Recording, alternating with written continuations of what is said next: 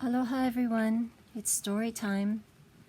This one is called Legends of the Gourd, adapted and illustrated by Caren Loebel-Fried, Hawaiian translation by Kaliko Beamer Trapp.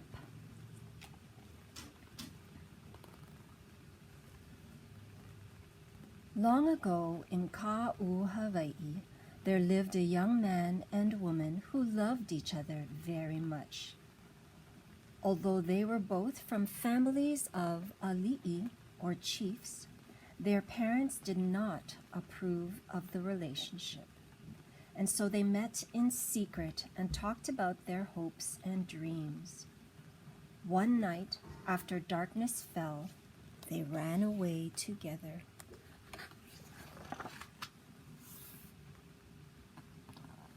There were many from the community who loved the young couple and decided to follow and help them. And so, on becoming man and wife, the couple also came to be chief and chiefess to these people. The group walked for many days on the sunny Kama'oa plain, along the flank of Mauna Loa, on a journey to a new life. One day at sunset, the chief saw on the horizon a group of rising stars called Huhui. He knew the stormy season would soon arrive. He said, "Let us settle here near the shore where we can gather food from the sea." Amid the swirling winds, they built huts to shelter themselves.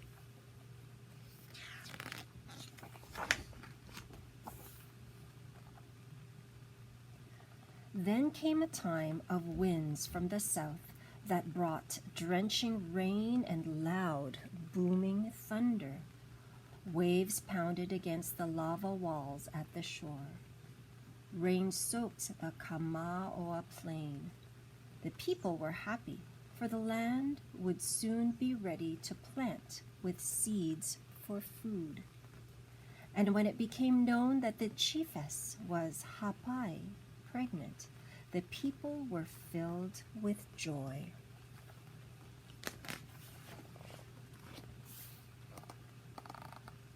But the chiefess became very sick. Days passed and she did not recover. Alas, one blustery day, the chiefess died.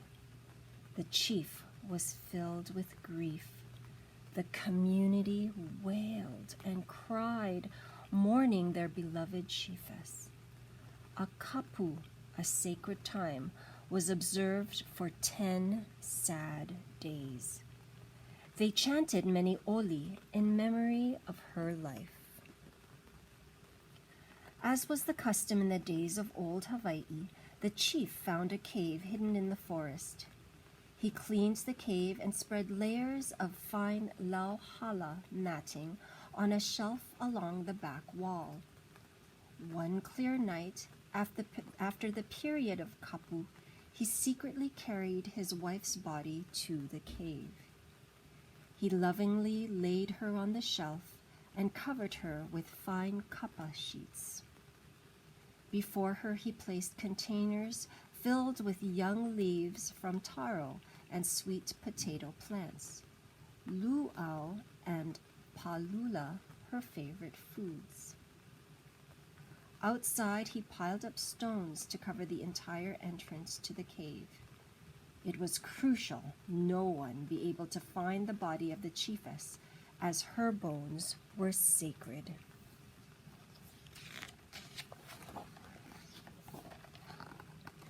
Many weeks passed.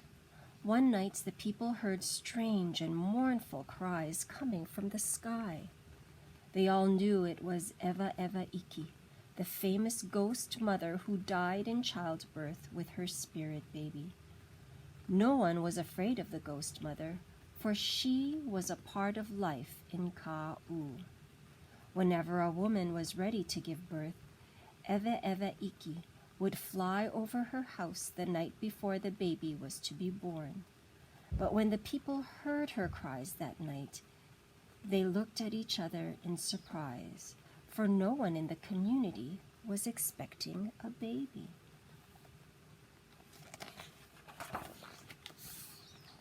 The next day, in the dark burial cave, a tiny vine sprouted from the pico, the navel, of the chiefess.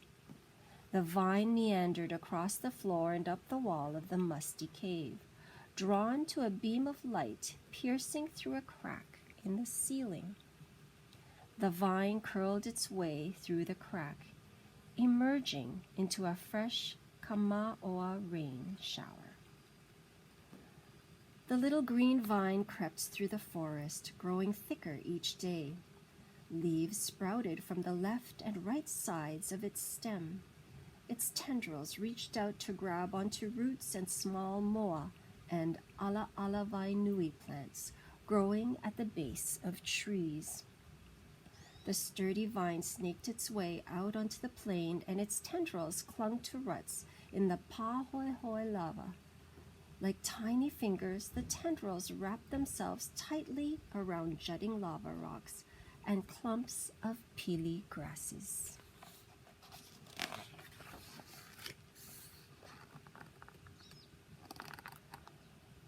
All through the season of storms, the vine traveled up the coast of Ka'u, its leaves flapping and fluttering in the wind and rain.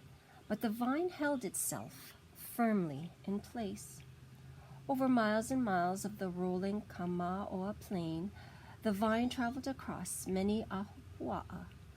From its source in the cave at Kamaoa, it grew through Pakini'iki, Pakininui, and Kahuku. It crept through the tiny district of Ki'au and then through the larger district of Manuka. And then finally, just after it crossed the border of Kona into Kapua, from the end of the vine sprouted a white blossom. The winds were changing, going this way and that, and a sudden gust threatened to tear the tender blossom right off the vine. The sun peeked out from behind the clouds and shined brightly on the white blossom.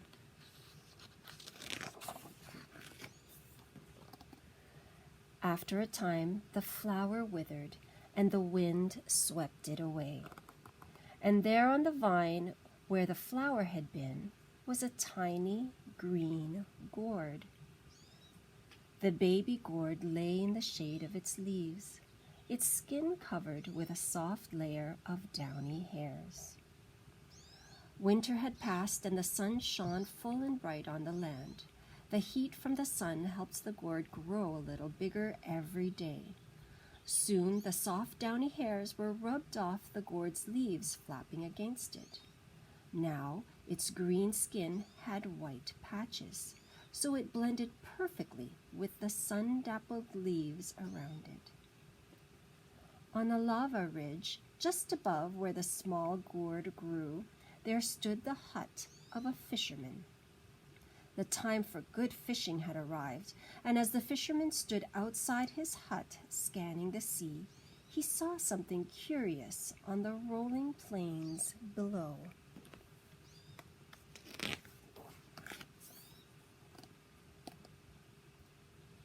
When he went down to investigate, he discovered the gourd. "Ah, look at this," he exclaimed. "What a fine gourd! When it grows big, I can use it as an ipu holoholoana to store my fishing gear." He grabbed handfuls of pili grasses growing nearby and piled them underneath the gourd, setting it upright so it would grow round and not flat on one side. The next day he built a frame over the gourd with 3 sticks. Carefully lifting the gourd by its vine, he suspended it from the frame and then removed all the tiny stones from the ground beneath it. He checked the gourd every day and marveled at how big and fat it grew. Weeks passed, and one day as the fisherman examined the stem, he noticed it had started to wither. He squeezed and thumped the gourd, testing it for ripeness, but it was not yet ready to be harvested.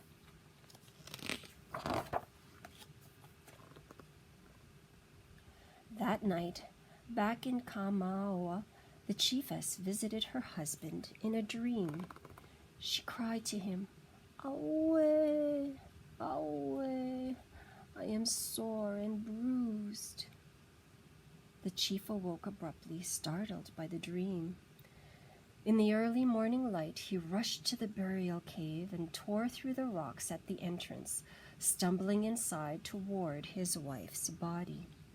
He stopped short before her. In the dim light of the cave, he saw the vine. He ran out of the cave and followed the vine along its winding path through the forest and out onto the Kamaoa plain. In the morning sunshine, he crouched to examine the thick-ribbed vine, marveling at how the tendrils clung so firmly to cracks in the lava. Like little grasping fingers, the tiny tendrils held the vine down so tight that the chief could barely lift it off the ground.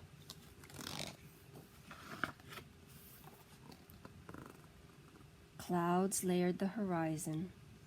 The wind pushed him, and the vine leaves waved him on. And so he followed the vine through the day across the Kamaoa plain. As night fell, the vine led the chief into a shallow valley that was sheltered from the wind. He lay down next to the vine and touched it tenderly. And then he slept. In the morning, the wind whistled in his ear to wake him. He rose, stretched, and began once again to follow the vine. The day was hot and windy, and the sun pounded on his head. The chief wondered if the vine would ever end. Exhausted, he asked, "Where are you leading me, my dear wife?"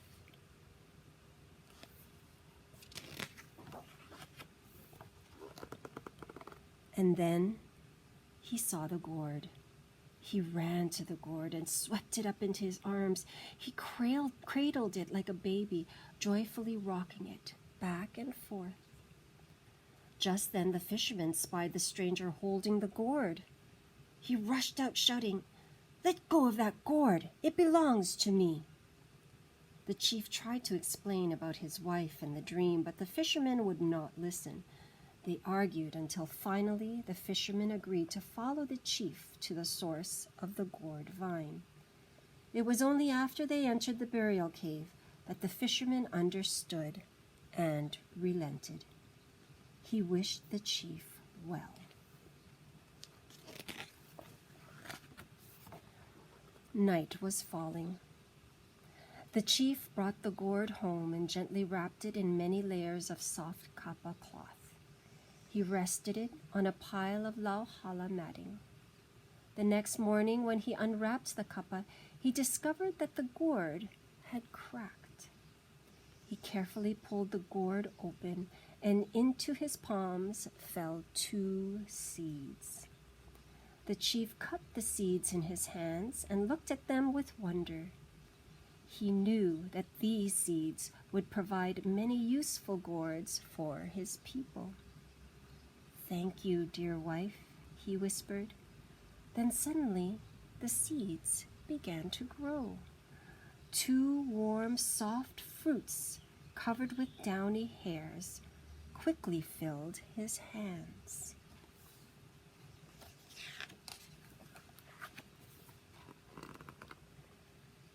They grew bigger, sprouting arms and legs, and before long he held in his arms 2 baby girls. He joyfully hugged the twins, and they giggled, each grabbing one of his fingers. Their tiny fingers held on so tightly, the chief remembered the tendrils of the gourd vine. He knew these girls would be strong, and that they would grow up with firm ties to their people and their land. The chief introduced the twins of the gourd to his people, and they loved the daughters born from their beloved chief and chiefess. They helped raise the 2 children and taught them the ways of their people.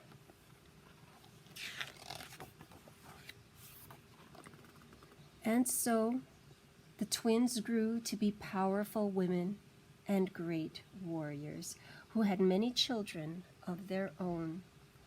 The years and generations followed, and the twins of the Gourd became ancestors to many people.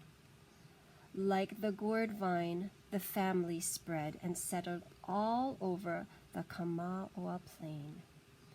Near the shore lived fishermen. In the valleys and up the slopes of Mauna Loa lived farmers. The fishermen and farmers traded and shared food from the land and the sea.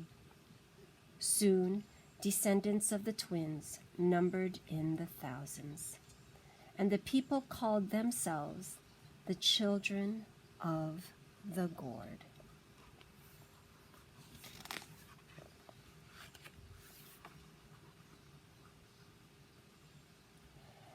The ipu, the gourd, was one of the most important and beloved of plants in ancient Hawaii, a symbol of abundance with its round and full shape.